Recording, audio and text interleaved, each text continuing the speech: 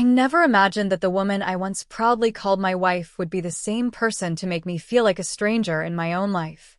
Her name was Olivia.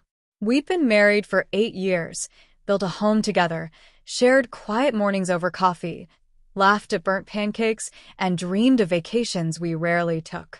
She was an event planner, confident, magnetic, the kind of woman who could command attention the moment she entered a room. I was proud of her, even when her success kept her too busy for us. That night, she was hosting a charity gala for a local foundation. I wasn't supposed to be there. She said it would be all corporate guests and that I'd find it dull.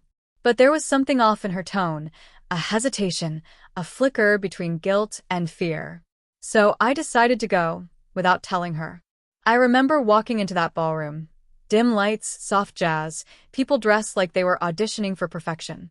Olivia stood across the room in a dark green dress, radiant and laughing with a group near the bar. For a second, pride filled me. That's my wife, I thought. My heart swelled. Then everything broke. A man leaned in close, his hand resting too easily on her waist. Their laughter softened. Then he kissed her. It wasn't quick. It was familiar. And she didn't pull away, she closed her eyes. The world went silent. The chatter, the music, the clinking glasses, all fading into a dull hum. I didn't even remember walking across the room, but suddenly I was there, standing behind them. When she saw me, all color drained from her face. "Michael," she whispered, voice trembling. I looked at the man first. "You should leave," I said quietly. He froze, then stepped back. Olivia reached for my hand, but I moved away. "Don't," I said. My voice didn't even sound like mine. "Our marriage ends here."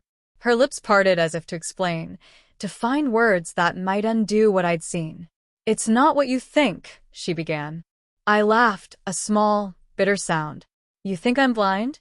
I saw you. I saw everything." People were starting to notice.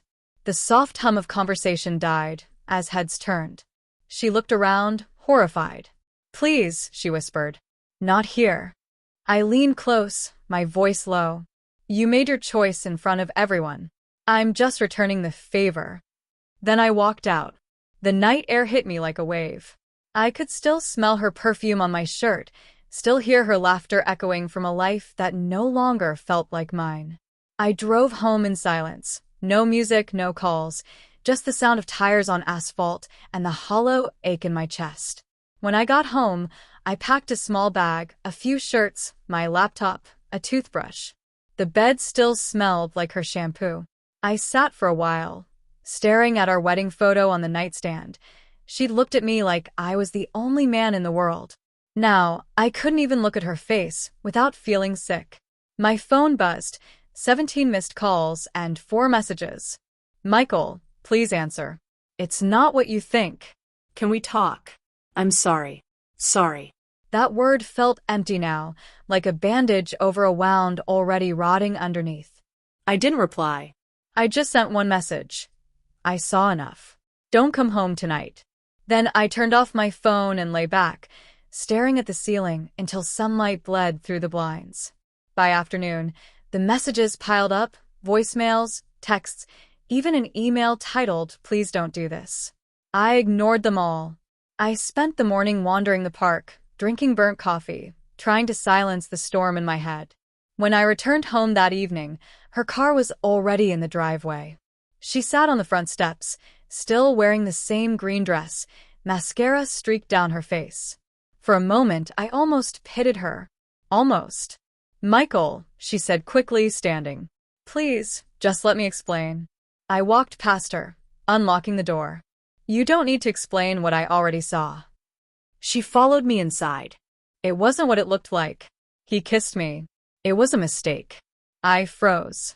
"Don't insult me," I said quietly. "You didn't freeze, Olivia. You leaned in." Her lips trembled. "I didn't mean for this to happen." I turned to face her. "You mean the kiss or the lies about late nights and client meetings? Because those didn't just start yesterday." Her face crumbled. "It wasn't an affair. I swear." I sighed. "I'm not here to argue definitions. Call it whatever helps you sleep tonight." But the truth is simple. Somewhere along the line, I lost my wife and you didn't even notice. Tears spilled down her cheeks, but I didn't move to comfort her. I'd done enough of that. Fixing. Forgiving. Pretending. I love you, she whispered. It was stupid. I was drunk. You're saying that because you got caught, I said. You didn't break when he kissed you. You're breaking now because it cost you something. She collapsed onto the couch, covering her face. Please don't end this over one mistake. One mistake, I echoed, almost laughing. Do you know what it's like to look at the person you trusted most and realize they stopped choosing you long ago? It wasn't one mistake. It was 1,000 little ones you let happen. Silence filled the room. Only her quiet sobs and the ticking clock remained. I glanced around. The framed photos, the plants she loved, the couch where we once fell asleep watching movies. Everything felt foreign now. I'm not angry anymore, I said softly. Just empty. You can have the house if you want. I'll stay with my brother. She looked up, startled. You're serious? Yes, I said. This marriage ended last night. I just didn't realize it until now. She shook her head, crying harder. You can't just walk away from 8 years, Michael. I'm not walking away from 8 years, I said quietly. I'm walking away from what's left of them. That silenced her. I picked up my bag from the hallway, the same one I'd packed the night before. My keys jingled faintly as I reached the door. You'll tell people whatever makes sense, I said. Maybe that I was distant or too sensitive, or that we drifted apart. That's fine. But I know what really happened. She stood trembling, mascara smudged across her hands. Please, she whispered again. I hope one day, I said, you understand what it feels like to be loved completely, and to lose it because you thought it would always be there. Then I walked out. The evening sky hung gray and heavy, thicker than rain. I sat in my car for a long time before turning the key. Through the window, I could still see her silhouette in the doorway, small, broken, clutching herself like she could hold the pieces together. For years, I thought strength meant staying, forgiving, enduring. But that night, I finally learned sometimes strength means knowing when to let go. Then I drove away, without looking back.